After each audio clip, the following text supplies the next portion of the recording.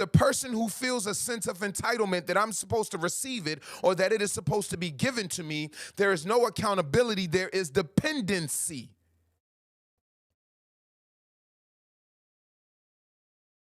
When you don't believe that you ought to become something, you believe that you're entitled to it. And your entitlement is dependent upon someone else believing that you should receive it. When you believe that you ought to become something, you have the accountability that if it doesn't happen, there is something on your end that needs to take place. Whereas on the other end, there is a dependency on the person that is supposed to give it to you. So if you don't receive that which you believe you're entitled to, you blame the person that was supposed to give it to you. If you don't receive that which you believe you're entitled to upon becoming what you desire, if you don't receive it, you look within and say to yourself, what do I need to do differently? Becoming requires accountability. Having or receiving is dependency. Does that make sense to you all?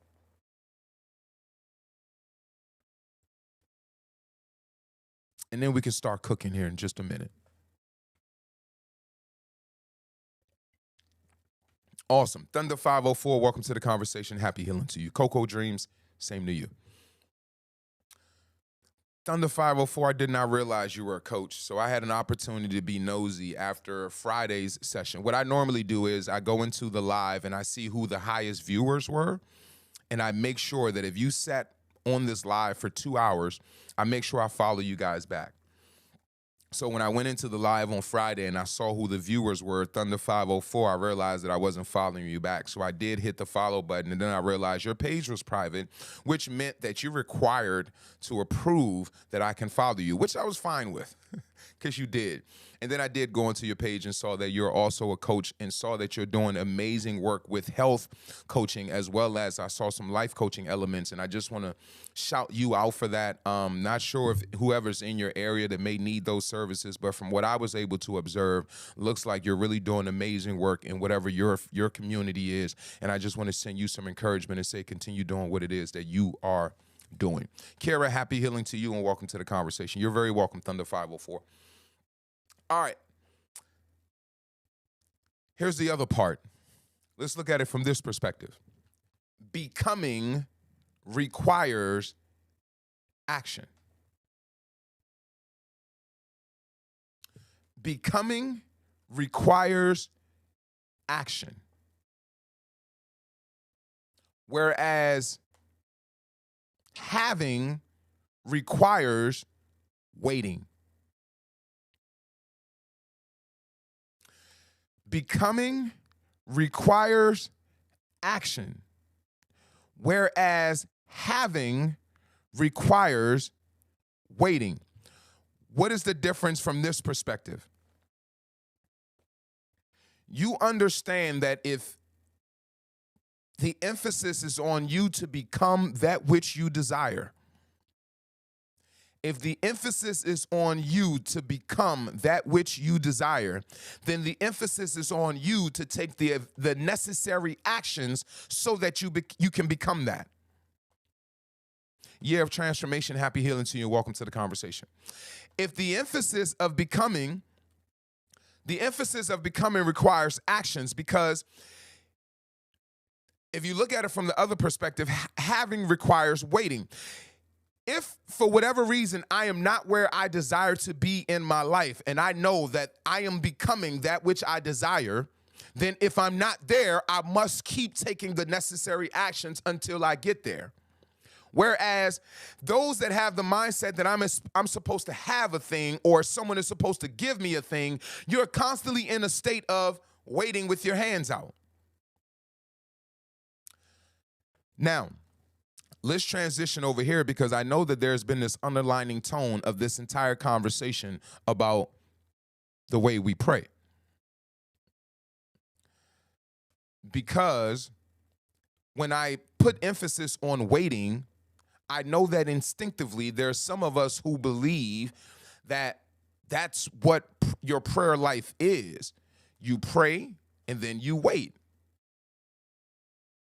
for source or whomever to reward you whatever it is that you desire.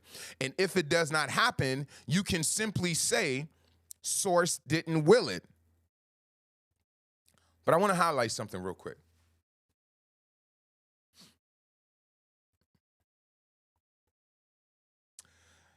For my clients and for those that I serve, whenever we speak about prayer, I speak about it from this perspective: that there is no giant person in some mystical place playing chess pieces based on the demands and the requests that come in the request box.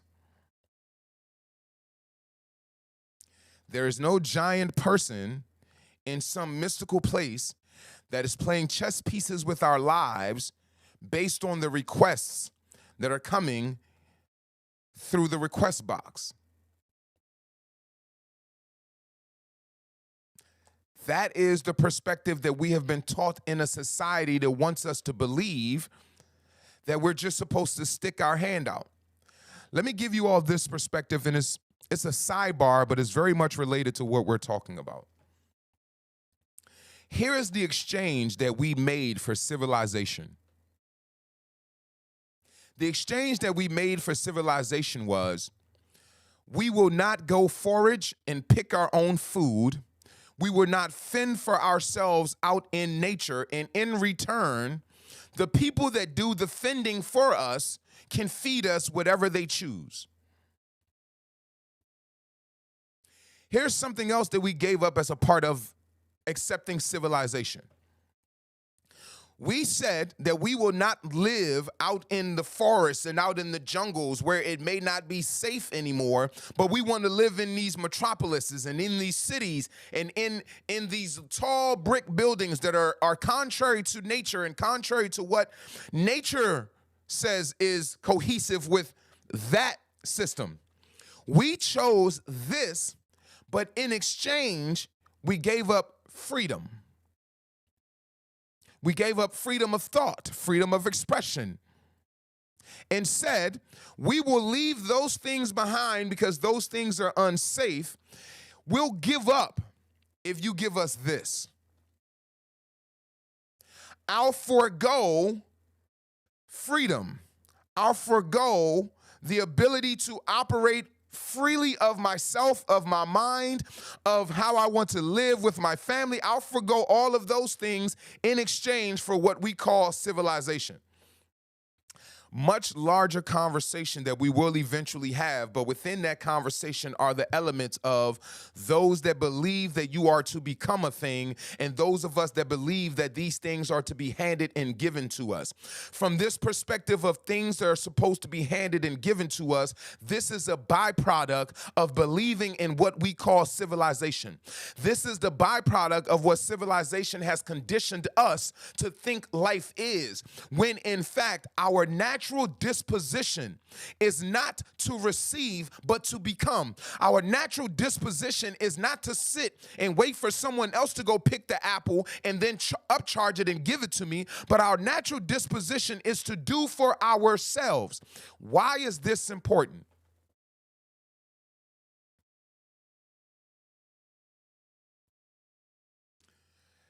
Because if you are to ever treat your trauma, if you are to ever recover from the pain of your past, if you are to ever regain control of the steering wheel of your life, you must understand that no one, no entity, no force is going to do that for you.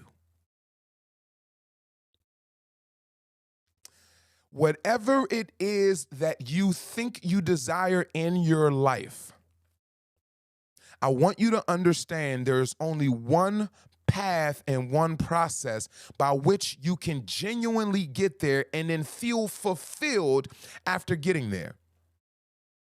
And that is through becoming.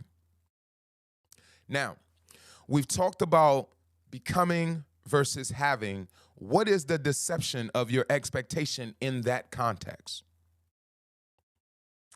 The deception of your expectation is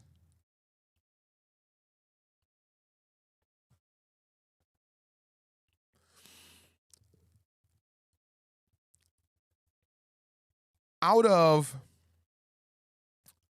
let me put it to you this way.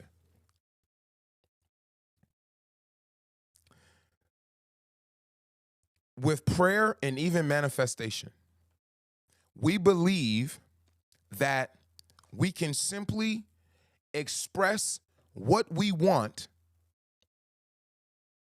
without doing any work, without positioning ourselves to be the people that possess the things that we want. We believe that if we just ask for it fervently enough, that if we just beg for it long enough, that if we just pray for it hard enough, that it will happen. And then when it doesn't happen, we simply put it back on our on our dependent ways and say it wasn't God's will. When in fact, you become that which you desire is the true way that prayer and manifestation actually works. Let me prove it to you, and I'll start with prayer because manifestation is a little different. Let's start with prayer. The problem with the way that you pray right now, from this perspective of you're just supposed to receive it, you believe, let's go back to the situation and the scenario that I gave you about me and this other employee going after this promotion. Now, because I believe that I'm supposed to become everything that I have in my life, and that it is through becoming a thing, it is through becoming it that I attract it to myself. When we go into this position of going after this promotion, I operate from the place of I'm going to do the things that are necessary to put myself in the best position. And even if this promotion doesn't work out the way that I expect it to, I know that this entire situation is happening for my good. You may, on the other hand, have a prayer life that tells you all I got to do is pray about it. I want to highlight a few things. You haven't been the most disciplined employee at this job, but you believe all you have to do is pray about it and you're going to be the one promoted. You have not been the person to show up to work on time. You have not been that person, but you believe all you have to do is pray about it and you will receive the promotion. You haven't been the most earnest and most dedicated worker on the job, but you believe that all you have to do is pray about it and you will get the promotion. That's because you operate from this place of I am supposed to have because of my belief, instead of understanding that you are supposed to become that which you are even praying for. Have you heard that before? That whatever it is you're praying for, you're supposed to become it. Let me show you something. Let me show you exactly what I'm talking about. Many people will pray for the millions. We started this with the $2 million number, right? Many people will pray for the millions. God, please open the door for me to have $2 million. Do you see the problem with that prayer? You never asked to become the person that can possess, the person that can manage, the person that can properly have and not lose their minds. You have not focused on becoming the person that can actually own or possess the thing that you're praying for. So in essence, what you're doing is excusing yourself of the responsibility, and you're expecting whatever God you're praying to be irresponsible. Oh, that's a big statement, Coach. What do you mean I expect God to be irresponsible? Think about it. If I, as your parent, If I gave $2 million to my 18-year-old kid who I haven't taught any discipline, I haven't taught any business management skills, I haven't taught any money management skills, but I give my 18-year-old kid $2 million, am I being responsible?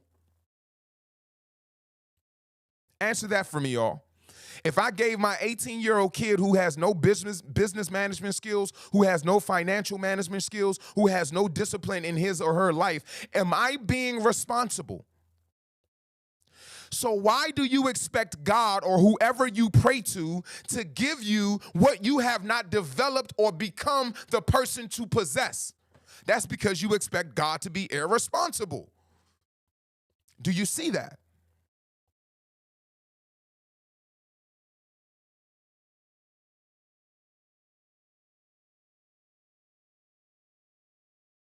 Your prayer, the reason why your prayer doesn't work or it doesn't get answered, because you're praying from the perspective of just, I'm supposed to have, instead of I need to become.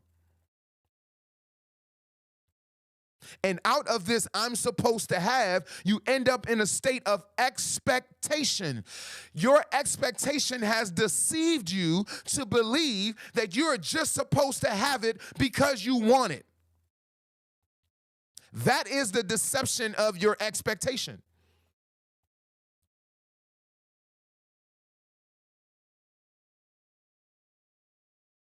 Whereas if you understood that your prayer should sound something like this: Infinite Spirit, develop within me all that is necessary so that I can possess, so that I can obtain, possess, and manage the millions that are in my future.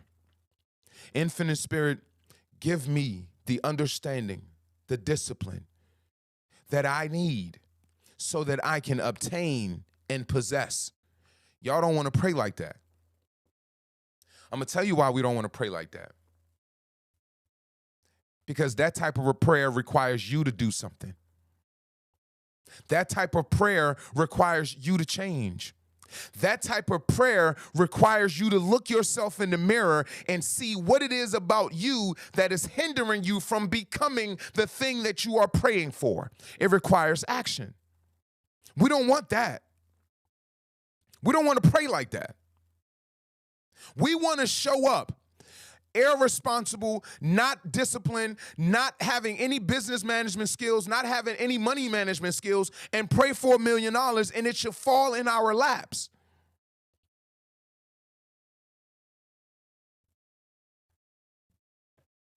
We don't want to pray like that because that means that if I don't have it, ooh, there it is. We don't want to pray like that because that means if I don't have it, it is not something that God or my source or whomever I'm dependent on has not done.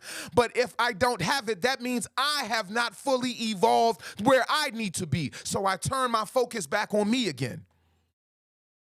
The deception of your expectation is to put your focus out in the world, is to put your focus on someone else having to do something so that you can have what you desire.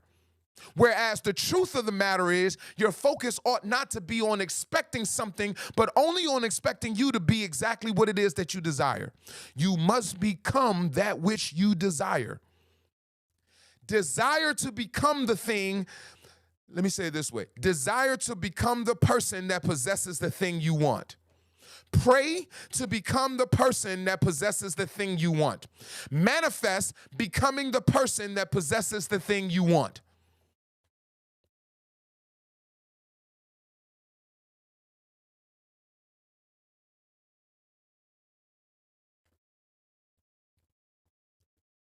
The deception of your expectation is that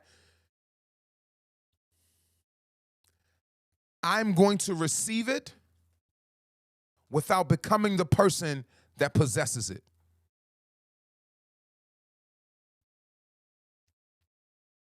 And I love that, Ron the Chef, because I often say that change is provoked, which also leads us to this conversation. If we just stop crying about adversity and circumstances and situations in our life that show up the way that we don't expect them to, if change is provoked, then that means things have to happen in the ways that we don't expect them to so that they can provoke us to become the person that we need to be so that we can attract what we desire.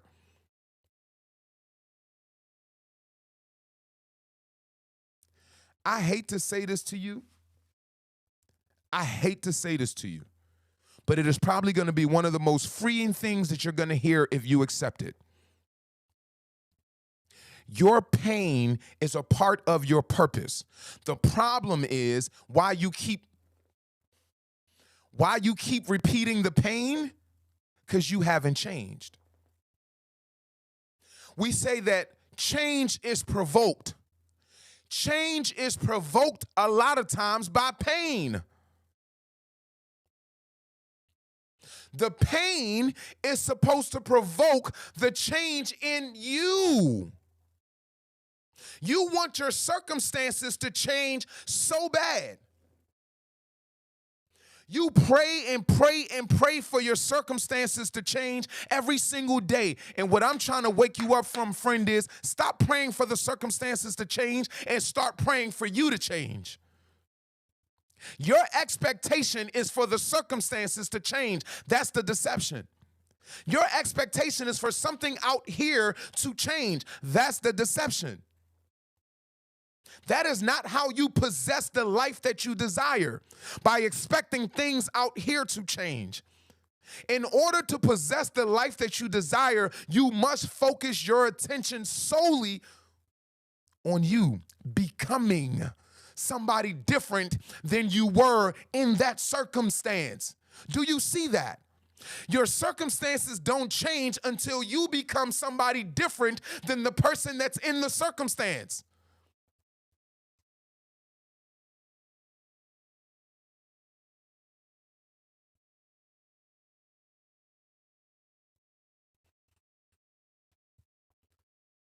Do you see that? The circumstance does not change. I need y'all to just stop and look at all of our lives. Everybody, right now, just stop and look at your life. Every time your circumstance changed, it was because you did, not because something outside did. And watch this. If something outside changed your exterior circumstance, it just puts you in a different position as the same person to experience the same thing all over again. Just in a different space, in a different city, in a different relationship, with a different person, on a different job. It's the same experience, just in different places. Why? Because you are the element. You are the common denominator. And life truly requires you to be different. That is you becoming. Now, let me show you how this leads to your suffering. When you don't understand that you're supposed to become, but you expect that it's just supposed to be given, this leads to your suffering. Because here's what happens.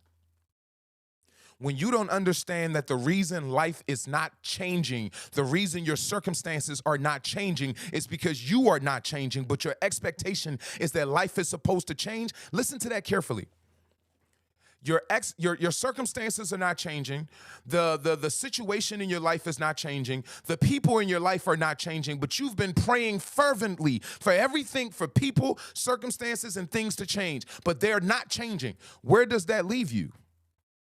Frustrated, lacking in faith, lacking in belief. Why?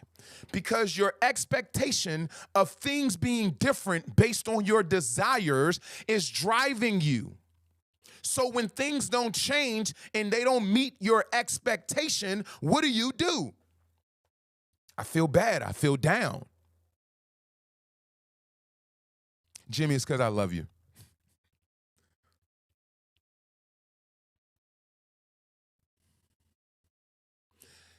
I love that. I'm just going to say, what does that say? I can't say your name, but change is inevitable. I have been resisting change.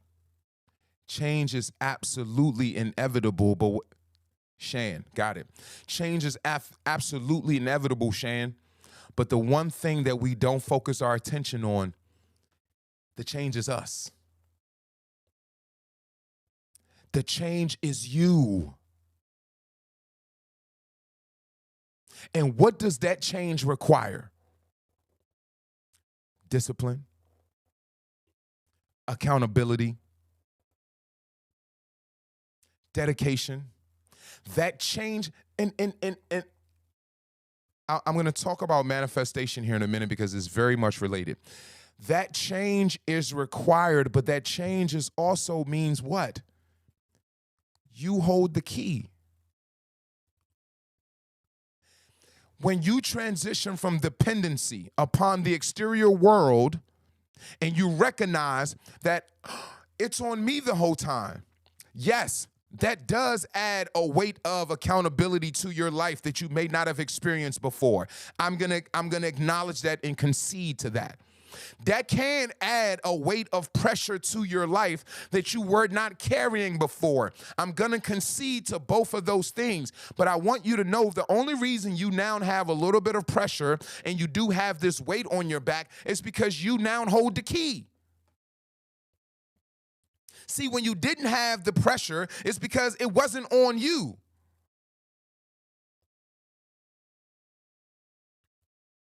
Now, let's talk about the deception of your expectation, especially within manifestation. Simply put, you don't attract what you want. You attract what you are. You don't attract what you want. You attract what you are. Thank you for that, Kara. Definitely, please do tap the screen, share the live, make sure that we can get this message in the hands of someone else, as well as whatever that does for the platform. Let's do that, whatever that is that it does when we like and share the live. I'm not sure what it does for the platform, but I know for me, it invites more people to have this amazing conversation. All right. Josephine, when you say how is that, I'm not sure what the question is, but I'm talking about manifestation, right? Think about it this way. Let's go back to the conversation about the $2 million. Many of us believe that manifesting wealth in our life,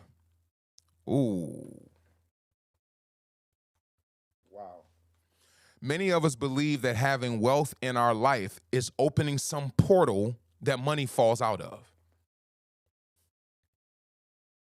Especially those of us that are new to manifestation. And we're new to the concepts of manifestation and we're excited about it. And we just know, like, if I just believe it, it's going to happen. And we believe somehow that there's a portal that if you believe hard enough through your manifestation, that portal opens up and money just falls out of it and falls into your life. I'm going to use the same example that I use with prayer, why manifestation doesn't work this way. If manifestation is a part of source, then you and I must accept that source would not give us anything that would ultimately cause our demise. If manifestation is a part of source, then you and I can conclude that source would not give us anything that would ultimately cause our demise. So while you are trying to manifest this mystery money, I want to highlight to you, what would this mystery money do to your life as the person that you are right now?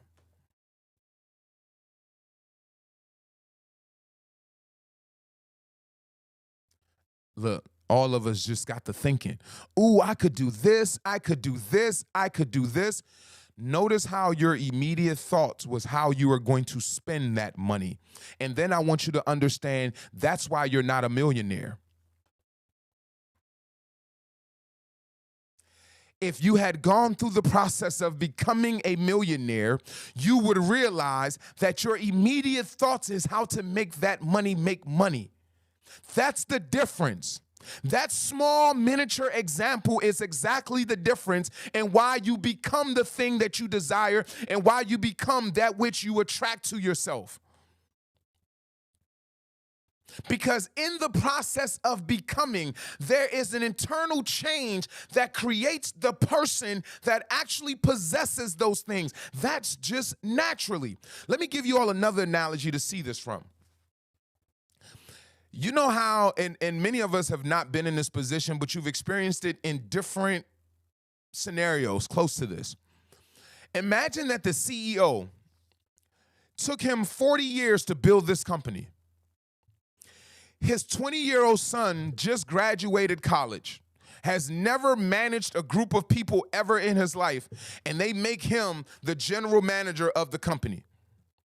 This isn't always the case, but more than likely, that person sucks at their job. Why? Because they skipped over the becoming part. You see, when things are handed to you, and this is the reason why I'm trying to expose your prayer and your false manifestation practices. Because if you understand this, it will break your mind out of practicing those false narratives. When things are handed to you, it is not, let me say it this way. When something is given to you, it is missing the most critical part. And that is the evolution internally that equips you to know what to do with the thing.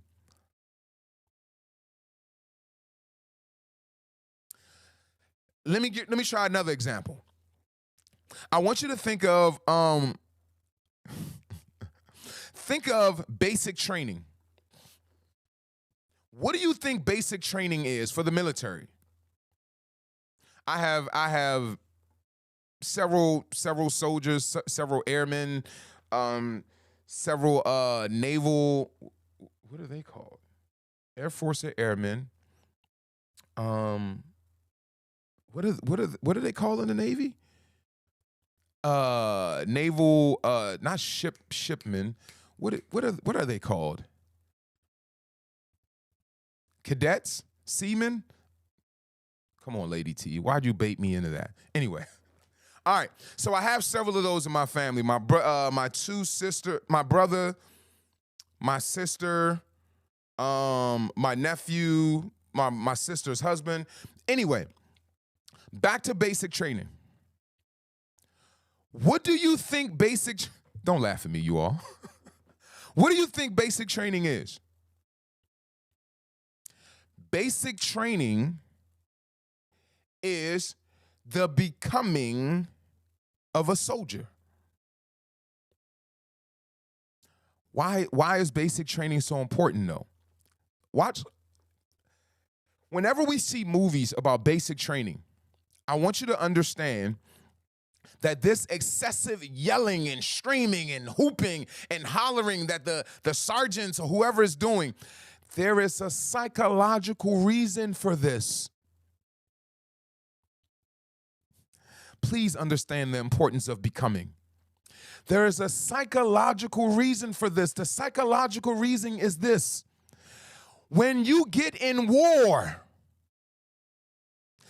the situation will produce for your brain the same thing that they're trying to simulate in basic training. Absolute chaos. And if we can train you to do this job in the midst of chaos, when you are actually on the battlefield and chaos breaks out, it will be the norm for you because you have become.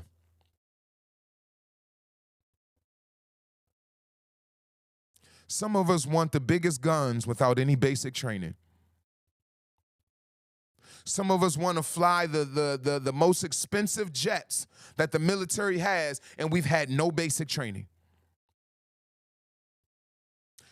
Here's the caveat for you. What you call struggle in your life right now is your basic training. Your problem is you don't recognize it because you think you're just supposed to get the gun. When you signed your name on the list, you thought they were supposed to give you the pretty uniform and put you up on the stage and say, look at our soldier. No. What you are going through right now in your life, if you just open your eyes and recognize that it is causing you to become something different, you will see that this is your basic training. You are becoming the person that is going to possess what you've been asking for. But in the midst of your becoming, you're not picking up the proper tools, because instead of studying and doing your homework, you're constantly focused on, well, where is the thing? And complaining about, where's the thing? Why isn't it happening? And not realizing it can't happen for someone who has not become the possessor of it.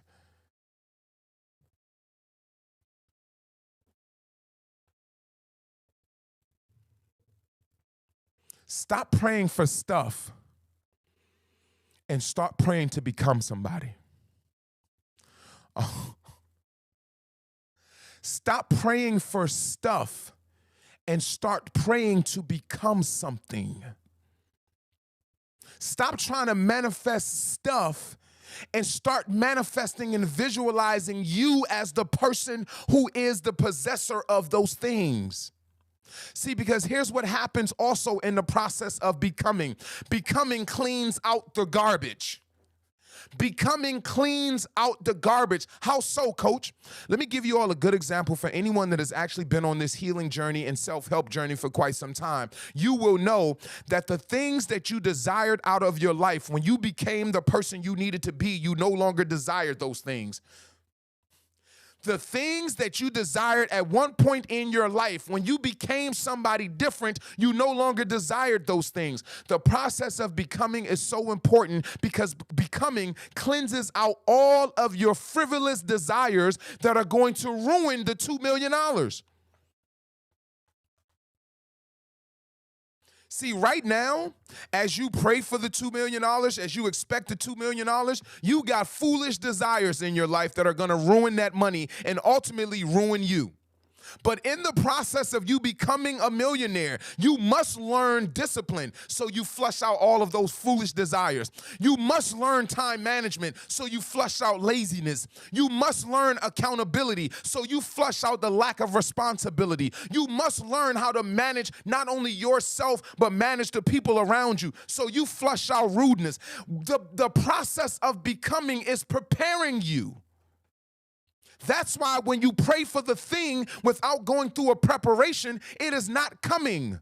Because if the thing ever came to you, the person you are right now will be destroyed by the very thing that you're praying for. The only people that disagree with that are people who have not become what they desire. Because the people who have become what they desire, they look back on their life and go, damn, if I had this 20 years ago, I would not be here today. You see the difference? The people that have actually become what they desire, they can look back and go, I'm glad I didn't get that at 18. Because I may be a complete wreck right now. But it was through the process of me becoming the man that I am today that I understand the value.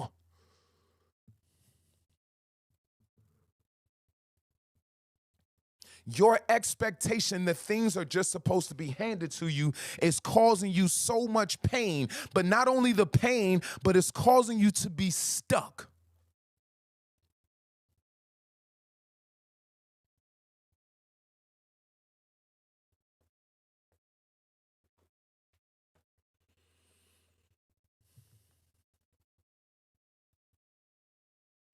Becoming requires change from within. As you start to change from within, the desires that drove you to want the thing start to change. As you start to change from within, your reasoning for desiring the thing starts to change. As you start to change from within, you realize that some of the things that you desired the thing for, you don't even desire anymore. So the manifestation mantras are for people who either A, don't understand what manifestation is, and they think they're just supposed to ask for it, and a portal opens up in the sky and it falls down on them. Or the manifestation mantras are for people that are asking for something inside of them to be changed so that they can become the person that possesses that which they're trying to manifest. So if your manifestation mantras are, I'm a millionaire, money comes to me easily and abundantly. I'm a millionaire. Money comes to me easily and abundantly. I'm a millionaire. Money comes to me easily and abundantly. If that is your mantra, I want you to see something, because words do have power. If that is your mantra every morning, what is going to start happening is your life is going to start hinting at things that you need to be doing differently. Many of you speak your manifestation mantras and you don't listen. You think manifestation is just that's exactly what. This was the problem, that we transition people from this traditional way of thinking about prayer to this understanding that you are a co-creator, and then you all box yourself back in the same place. Manifestation and prayer is not about how much you can run your mouth. Manifestation is not about how many times you can say your mantra.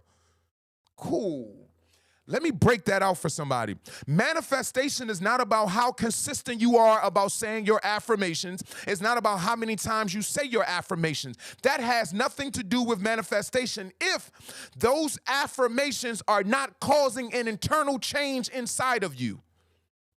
Because here's the secret and the simplest idea that you need to know about manifestation. You don't attract what you want. You attract what you are. Do you see that? So instead of attracting the $1 million, you start to attract to yourself exactly where you are today. Do you see that? If you are in a low financial state and you are not focused on your evolution within you, you're only going to attract to you exactly what matches where you are today. So the goal is to become, not to have.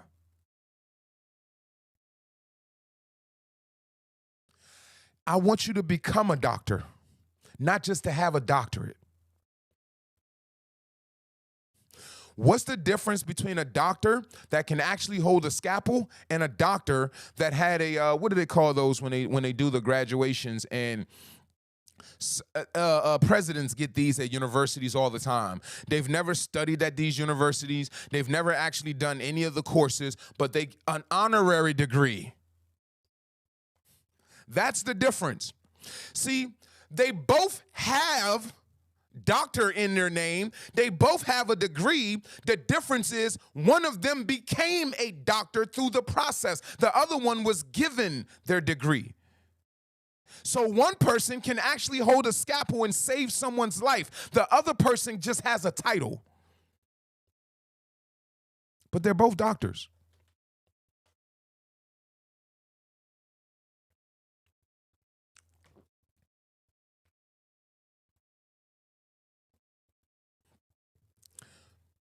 Become.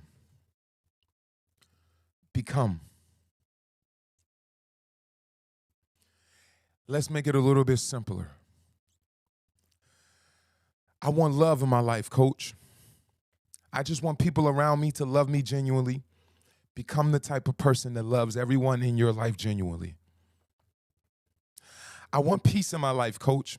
I just want people to treat me with love and respect. Become the type of person that treats everyone with love and respect. Become it.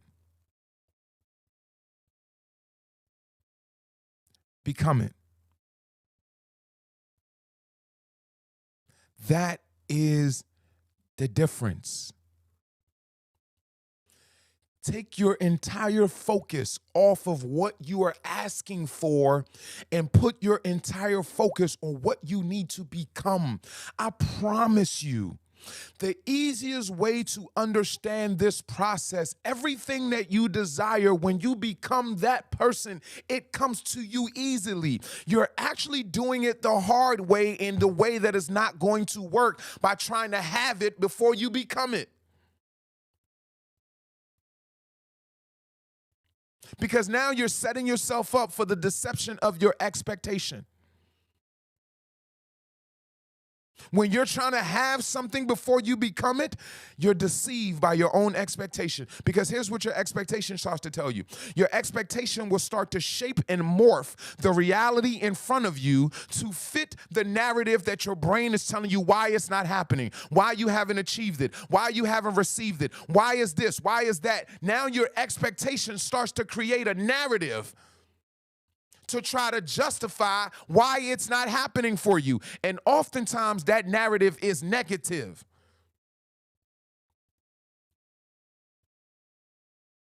Maybe I'm not good enough. Maybe that's why it's not happening. That's the deception of your expectation. Maybe this just isn't for me. Maybe this just isn't my reality. That's the deception of your expectation, because you think you're just supposed to have it. You think you're just supposed to get it. And now you've developed an expectation from this place of just receiving.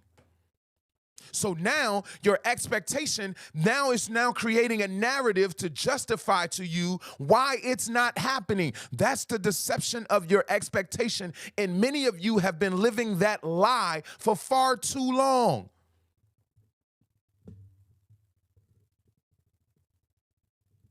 Stacy, what are you too afraid of? Joanna, exactly, Joanna. That narrative will start to tell you it's you. You're not good enough. The hell I am. I have everything within me that I need to be. I have everything within me that I need to become everything that I want to be. But I have to become. I have to become it. The process of becoming is a beautiful process because it internally changes who you are. And listen, that's why you are where you are, because of who you are. You are where you are because of who you are. In order to get to somewhere else, you must become someone different. And when I say becoming someone different, I don't mean that you have to change the nature of your core or all that's not what I'm talking about. What I'm talking about is becoming the authentic version of you that can naturally possess the thing that you desire.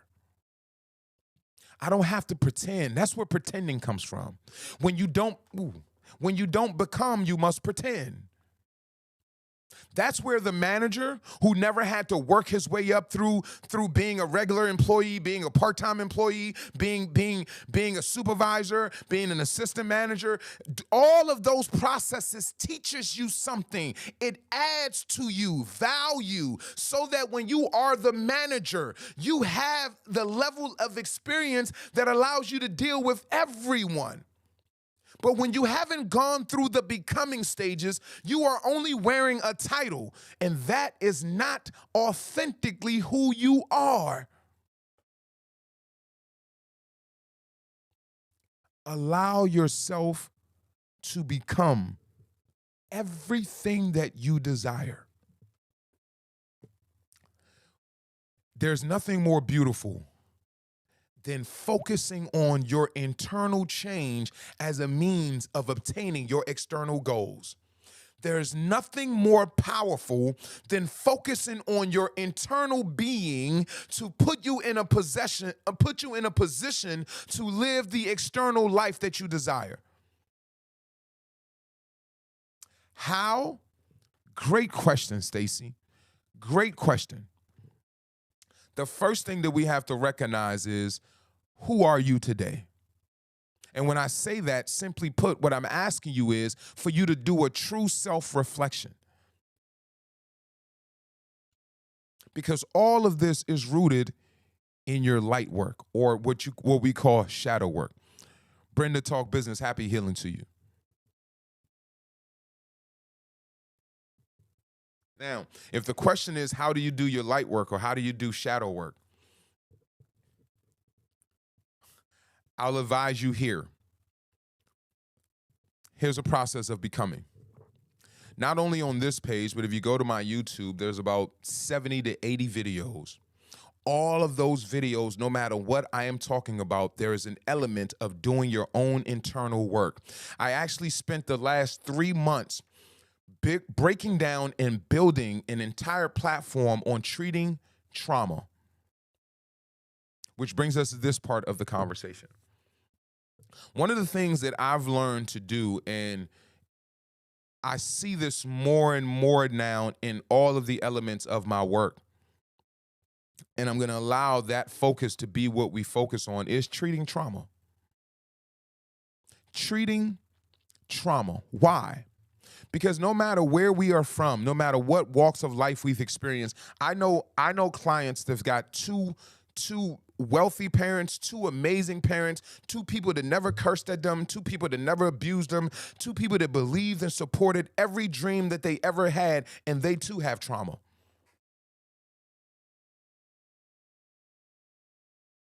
So what did I learn about trauma through that experience of coaching all these different people from these different walks of life?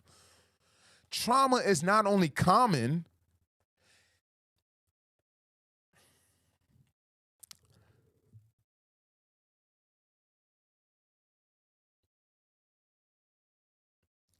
trauma is a part of your becoming.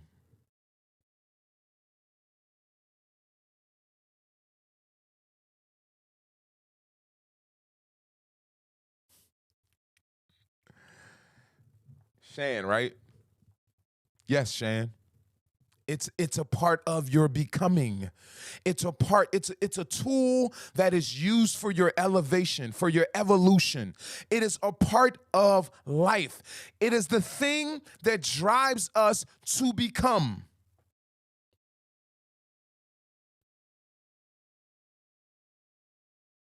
And here's a little bit of further evidence that trauma is a part of your becoming.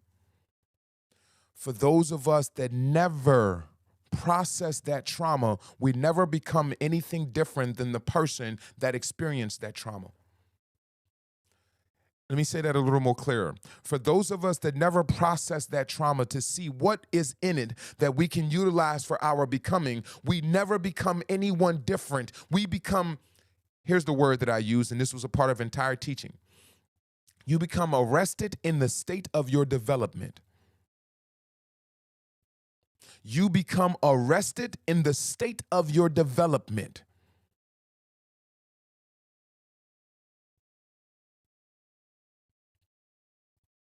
Absolutely. Mama Love, absolutely. Absolutely. I have clients that their entire life is what we will call perfect in the sense of what we think perfect is. But the reality is that's just our perception of it. What is perfect is that we all go through these experiences that end up shaping us. We all go through these experiences that end up helping us to become something greater. I'll also add this bit, not to go too far into spirituality, but just my perspective. I also believe that we all chose to be here. And we all chose a specific path. And whatever trauma we experience is just on the path that we chose.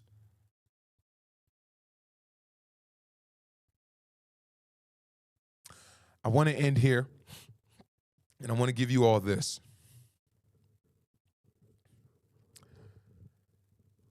Whatever it is that you desire in your life, if you focus on becoming the person that pours that thing on as many people as possible, your life will never be void of it. Whatever it is that you desire in your life, if you focus on pouring that on as many people as possible, your life will never be void of it. Now, that might sound peculiar to many of us that have been conditioned to see the world through this selfish mindset. The beauty of love and the beauty of source is this little caveat. If we put it, if we put aside all the cultural belief system that tells us what God and source is, and if we really just look at what we call source or what we call life, everything is produced from the same source. Now, our cultural religions tell us that we must serve whatever those cultural gods are. I would suggest to you that our ultimate purpose is to serve one another. There's a phrase that many people don't use or don't really understand the depth of, and that is to be useless. We oftentimes deem a person as useless when we cannot use them for our purpose.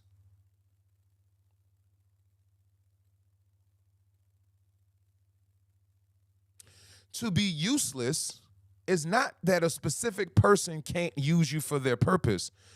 To be useless is that you don't have anything that you serve. Your service does not benefit anything else. That makes you useless. Let me show you something. I won't beat down this horse. I'll save it for another teaching. But the point that I'm making is this. When we think about becoming something and possessing a thing, many of us want to possess a thing. Ooh, there it is. Many of us want to possess a thing for our benefit. Because in the state of where we are right now, out of a place of deficit and out of a place of not being whole, we want things. And because we're not whole and we're living in a place of deficit, we believe that we need to obtain, we need to possess in order to fill that deficit, in order to fill that void.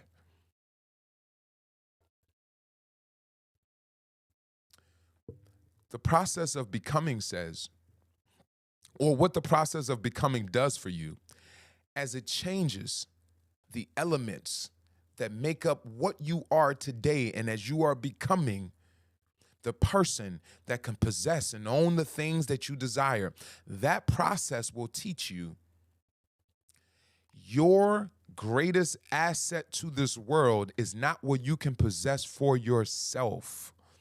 Your greatest asset in this world is how useful you are in your service to other people. We think our value is determined based on what we possess. So we try to possess as much as we can because naturally to man, to us, to the rest of us in this ecosystem, the more you possess, the more valuable we say you are, even when you are useless. You can possess all the riches in the world and not be of service to anybody, and that would still make you useless. You can have nothing. Listen to this. A person can have nothing but spend every waking moment of their life pouring light, love, and wisdom into other people. And we will celebrate those people more than we celebrate the greatest millionaire. Somebody find the story of Gandhi for me. Somebody find the story of Nelson Mandela.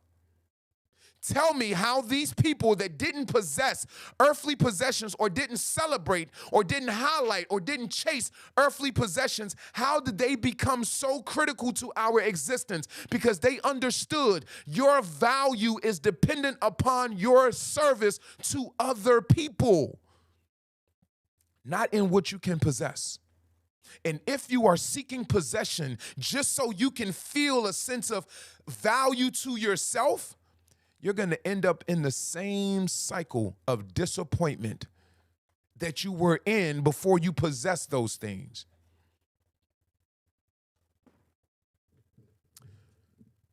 Become the person that is of value and not the person that possesses a bunch of stuff. Become the person that is of value to everyone that you come in contact with, not because of what you possess, but because of who you are.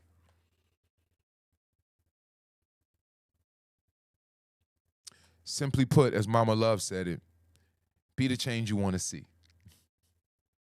All right? With that said, let me get out of here. I got to make a run. I love you all. Laura, happy healing to you. Welcome to the conversation. You're at the end, but we're good. I love you all. I'm going to run through our affirmations and then I'm going to get out of here because I do need to make a run. If you have not had a chance to do so, go to our website, that is happyhealing.com, and check out our 2 revamped programs. We have our 90-day I Am Self-Discovery Journey, which is our one-on-one 90-day coaching program. Please do take an opportunity to go to the website and check that out. We do currently have open enrollment. We will be starting fresh enrollment for the 90-day program in November. Also, check out our revamp to our I Am Self-Discovery Masterclass. The Masterclass is going to function as what our group mentorship program used to function as, but you're going to be able to sit into 2 live Zoom sessions with myself every month, as well as the full replays from these lives are only going to be available to those in the masterclass. Right now, anyone can go onto our YouTube and you'll be able to watch the full 2 hours of this live. When we launch the masterclass in November, you'll still be able to catch these lives on YouTube, but you will not be able to get the full replay. We'll release it in sections, but the full replay will be available to those that are in the masterclass. Another advantage of being in the masterclass, you're going to have access to the actual notes that I use for these lesson plans, but they're going to be formatted for you in a workbook format. So you'll be able to go into these lesson plans and literally have what are my notes formatted as a workbook for you to dig deeper into the details of this. My work that I'm dedicating my life to is treating trauma. My work is helping people unpack the lies that their trauma has told them and to rediscover their authentic self. That work is going to take me to places that young man from Washington, D.C., who was once told that he'd be dead at 16, who was told that he'd be locked away somewhere, who was told that he had no value. This is what informs the work that I do. Many people ask me, how do you know the things that you know? How do you acquire and accumulate all of this wisdom about people? I became this way. Through my own pain, through my own hardship, through my own experiences. But because of that pain, those experiences, those hardships, it has shaped me to do this work. That is my dedication to you all. I'll continue to show up the way that we've been showing up. I encourage you all, if you are not a part of our mailing list, if you have not sent us an email to con@happyhealing.com, it's right there at the top. Make sure you do so. And for everybody that has been inquiring, you've asked the questions, yes, we're bringing all of the programs back in November. So if you're already on our waiting list, great. You're going to receive your invitation first to whichever program that you have expressed your interest in. If you're not on the waiting list and you're interested, whether it be in our 90-day one-on-one coaching program or whether it be in our revamped masterclass, send me an email to con@happyhealing.com. Simply put 90-day one-on-one coaching or masterclass in the subject, and then tell me a bit about yourself. In the subject, and then tell me a little bit about yourself in the body, and we will make sure that you get the appropriate information. All right, let's get through these affirmations. I love myself like no one else can. I love myself like those who let me down should have, and go out here and be a distributor of love. I love you all, and happy healing.